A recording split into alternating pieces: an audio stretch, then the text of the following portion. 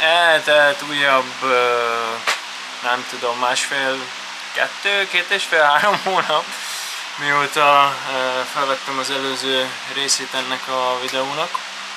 Azóta a fejlemény, hogy visszajöttek a pengék hőkezelésből.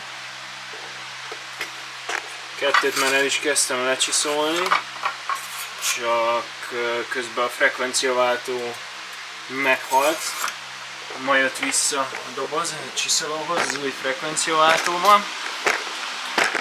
És most addig, amíg nem volt csiszoló, addig elkezdtem nekiállni a markolatokat előkészíteni. Ezek pedig itt vannak. Így nézett ki a csatatér, vagy hát így néz ki még mindig, csak ennél több volt. Egyenlőre ez a 7 darab van előkészítve. Szépen le vannak sikolva, igazából ki kell fúrni és ragasztani, meg hát ugye beleilleszteni a pengéket. Most ő a következő a soron. Ez stabilizált kőr is, fehér G10 liner, ez pedig True Stone, fekete és arany. Megint egy fehér G10 liner, és ez pedig Bokote fa, szép eres.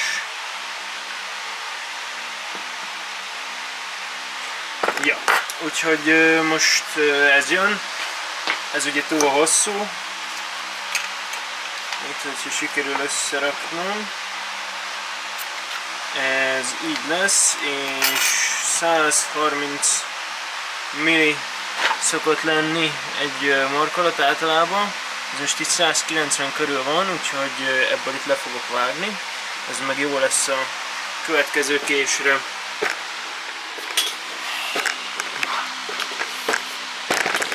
Úgyhogy most ezeket a lépéseket fogom megmutatni, és utána pengecsiszolás, aztán igazából ragasztás. Most itt igazából ezek az oldalak nagyjából derékszögben vannak, hogyha nincs, akkor azt előre szoktam csiszolni, de ezek jól voltak. Ha megtalálom a kis vinklit, akkor látni lehetett, hogy ezek jól voltak.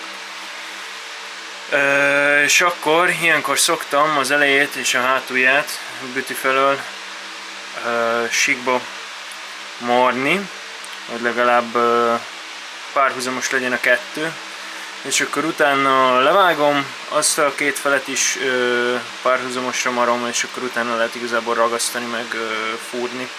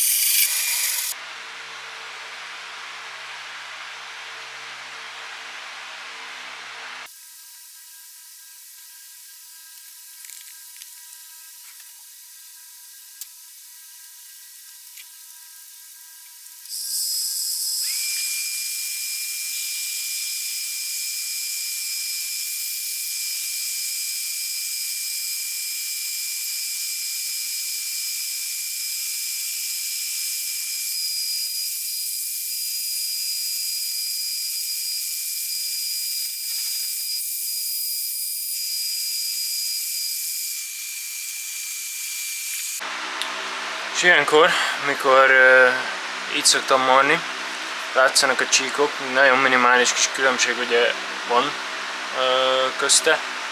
Ilyenkor annyit szoktam, hogy egy valamilyen csiszolt márvány, akármi terméskő lapon, meg egy csiszolópapíron meghúzkodom párszor, és hogyha eltűnnek a csíkok, ugye itt még van egy-kettő, de amint eltűnnek a csíkok,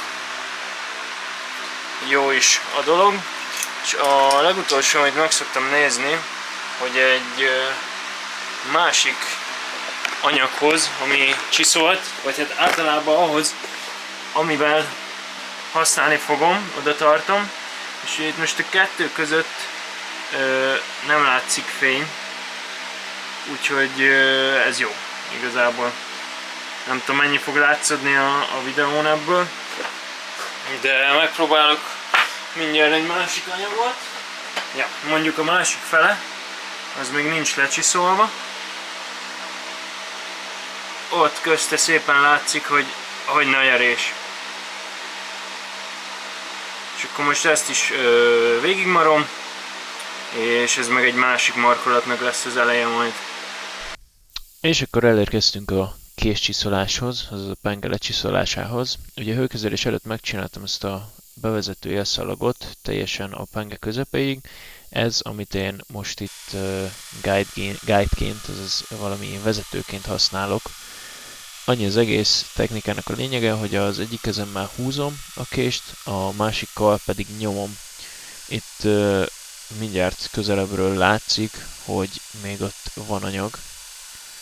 Ugye a bevezető él látszik fölül.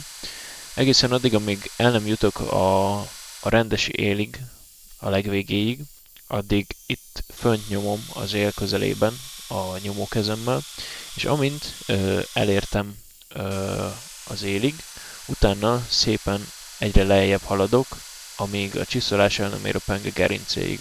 És akkor ha ez megvan, akkor megfordítom a kést, és megcsinálom a másik oldalt is. Aztán ha ez is megvan, akkor megyek finomabb szalagra, és így tovább. Annyi az egész, hogy én nem szoktam, ugye ez most 36-os szalag, amivel csinálom, ezzel a durvával nem szoktam teljesen elmenni a penge gerincéig, hanem utána a 60-assal szoktam végleg, és akkor 120-as már annyit nem szed, azzal csak párszor kell átmenni, és így lesz kész a penge. No, elkészültek a nagyolások, vagyis hát a 36-os szemcseméretű csiszolás.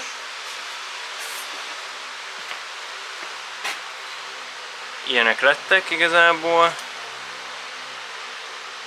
És akkor most ez meg már 60-assal végig van csiszolva. Ezzel nagyjából a vállazásig elmegyek. És akkor utána még egy 120-as, aztán jönnek a rostszalagok, és utána a lekerekítése a pengehátnak, meg itt a nem tudom mi ez, ennek a résznek a lekerekítése.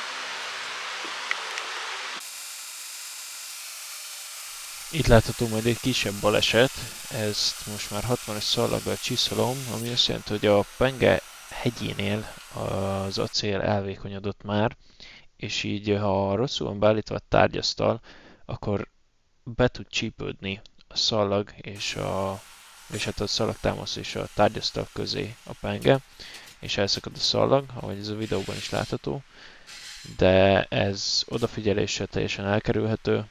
Velem is a nem tudom, 30 penge alatt először fordult elő, de szerencsére nem lett nagyobb baj, és ez könnyen javítható hiba lett.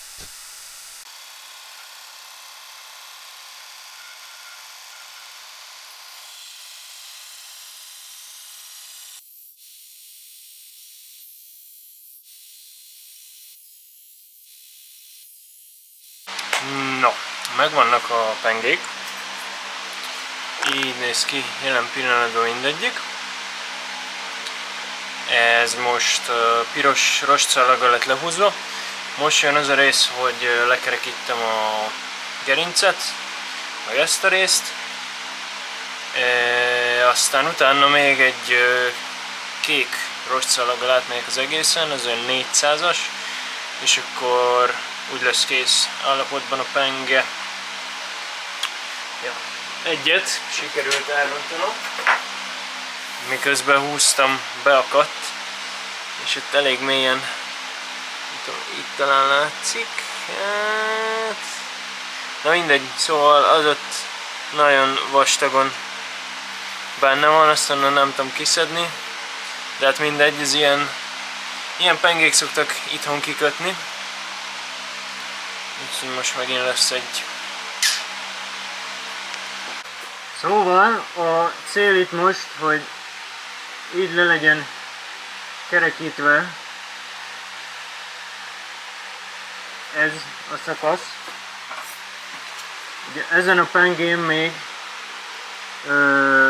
nincs lekerekítve, mivel ez a felső keréknek a rádiuszával van, ezért annyit szoktam csinálni, hogy a szikrafogót leszedem, és ugyanúgy rostszallagon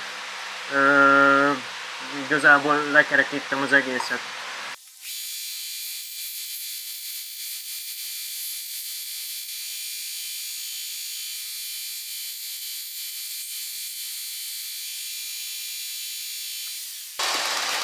És igazából ennyi volt az egész, körülbelül 10 másodperc, 20, és kész is.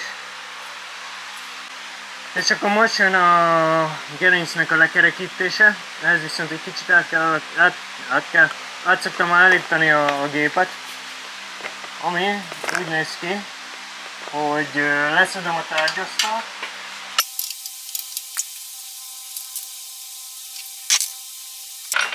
és utána elfektetem a gépet.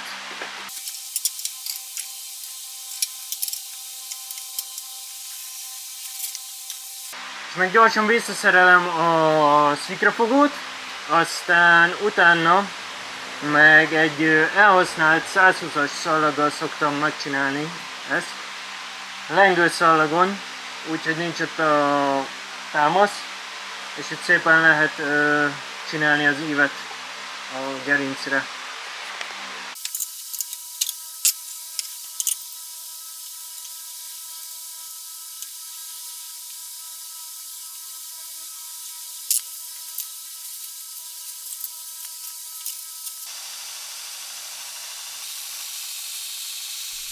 Itt először, amikor ezt csinálom, mindig először letöröm két oldalról az élt, szépen egyenletesen végighúzom.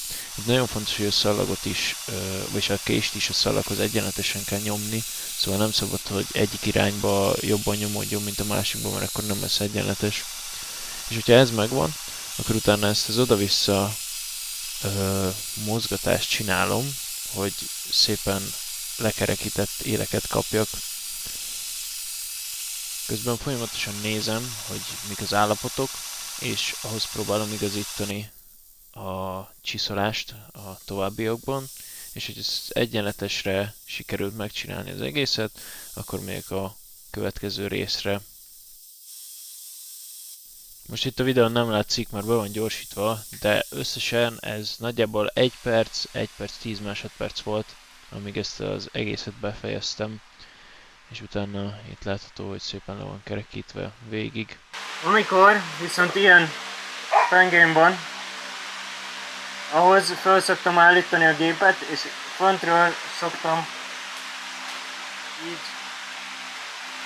forgatva csinálni, mert úgy sokkal egyszerűbb és pontosabbat lehet.